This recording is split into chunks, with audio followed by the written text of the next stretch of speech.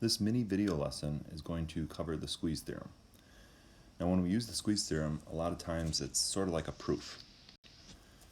In fact, take a moment to copy both these theorems down. The first theorem, it says that if you have a function less than or equal to another function, then essentially that their limits are going to be correspondingly less than or equal to each other. And off that theorem kind of follows the squeeze theorem that if you have three functions, so for example, f, which is entirely greater or equal to g, so g is in blue here, and then h, which is entirely less than or equal to g, so it could be equal at some point. But if you have that case, then it makes sense that, again, the limits are going to be correspondingly equal to each other. With the squeeze theorem, what you're trying to prove really is that the outside limits of these two functions are the same. And if they are the same, then I guess what's squeezed between the same value? We can then say safely that the inside limit as it approaches g of x is going to equal that same value as well. So let's take a look at one example in applying the squeeze theorem before we jump into some proofs involving it. So it says if we have 5x plus 3 less than or equal to f of x less than or equal to the quadratic function negative x squared plus 2x plus 1, find the following. The limit as x approaches negative 2 of f of x. Well, according to the squeeze theorem, if this is true, we have a function less than or equal to another one, less than or equal to another one, then their corresponding limits are going to be equal to each other. So the next step would be tying the limit part to each part of that inequality step. So as it approaches negative 2 of 5x plus 3 is going to be less than or equal to the limit as x approaches negative 2 of f of x, which is what we're trying to prove. And it's less than or equal to the limit of the right-hand side.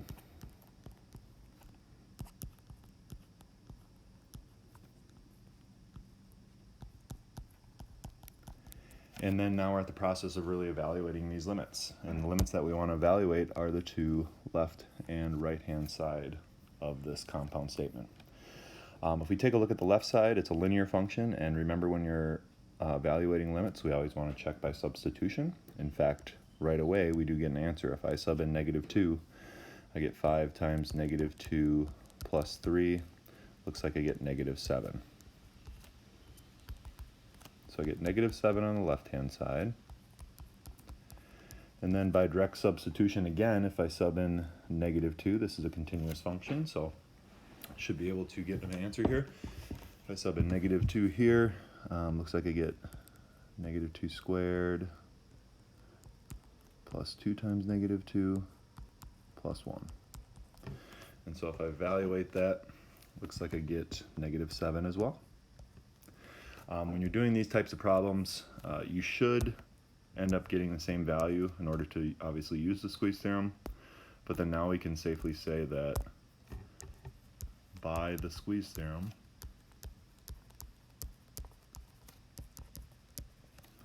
the limit as x approaches negative 2 of f of x also has to be negative 7.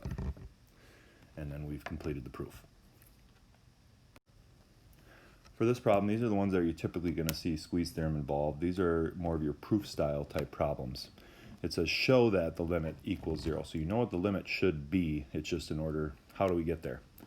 Well, with any kind of proofs, we always have to start with sort of an initial condition. And for this case, since it's involving a trig function, in fact, a lot of these will involve some sort of trig function in the mix. That's kind of a hint to know that it's a squeeze theorem type problem. But since it's involving cosine, where I can start is that I know that the cosine function is between two values. In fact, if you graph cosine itself, starts at 1, 0 at pi over 2, at pi it's at negative 1, and so forth, that the cosine function and sine function are contained between two values. In fact, the range is between negative 1 and 1. And it also could equal that. So there's a place to start with an inequality, that we know that the cosine function is between -1 and 1. So that's the first step. The next step would be sort of applying this 1 over x part to it. If that's true, then the cosine of 1 over x is also going to be contained between 1 and -1. In fact, you can check the graph out. This is also true. Notice the next part that we kind of forgot is that sort of function in front of that cosine of 1 over x. In fact, in a lot of steps, the first step is sort of showing that it's between -1 and 1, and then applying that other part of the trig function, and then the next step here would be sort of multiplying that x through each part of the inequality. And so if I multiply that through, it ends up being, well, then -x is going to be less than or equal to x times cosine of 1 over x, which is less than or equal to x. And then now at this stage, we're sort of applying that theorem, in fact, the Squeeze theorem, that if you have functions less than or equal to each other, then we can jump to the stage and say that their limits are going to be correspondingly less than or equal to each other. It is important to show this limit step before you apply that direct substitution here. In fact, with any common exam, we are looking for these specific steps, so don't try to skip any. But now that we're at this stage, if we evaluate the limit at the left-hand side, notice by direct substitution, we get 0. Remember, we're trying to find the limit in the middle. And then the right-hand side, by direct substitution, you also get 0. We do encourage you to always have that statement in the end, justify why it's 0, and we justify it by using the Squeeze theorem. So we'd say, by the Squeeze theorem,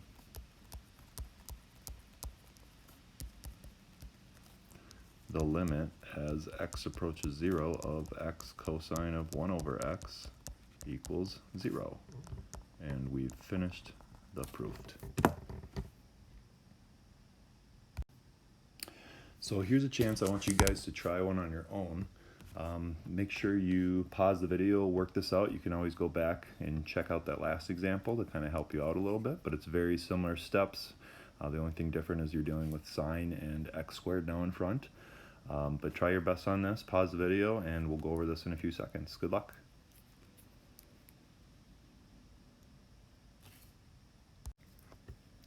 So first step, just like that last one, sine is similar to cosine in the fact that it's also between -1 and 1.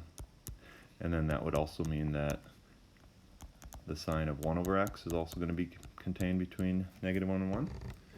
If you remember, the next step would be to apply that x squared part of that function. So if I multiply that through, then that means -x squared is going to be less than or equal to x squared sine of 1 over x, which is going to be less than or equal to x squared.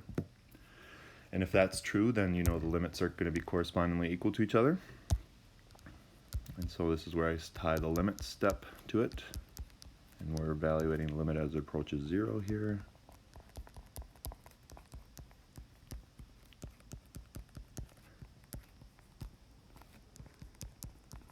And by direct substitution, on the left-hand side, if I sub in 0, I get 0.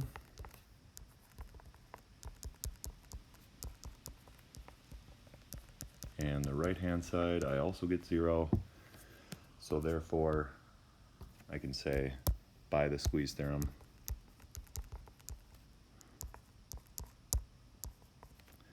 the limit as x approaches 0 of x squared sine of 1 over x equals 0.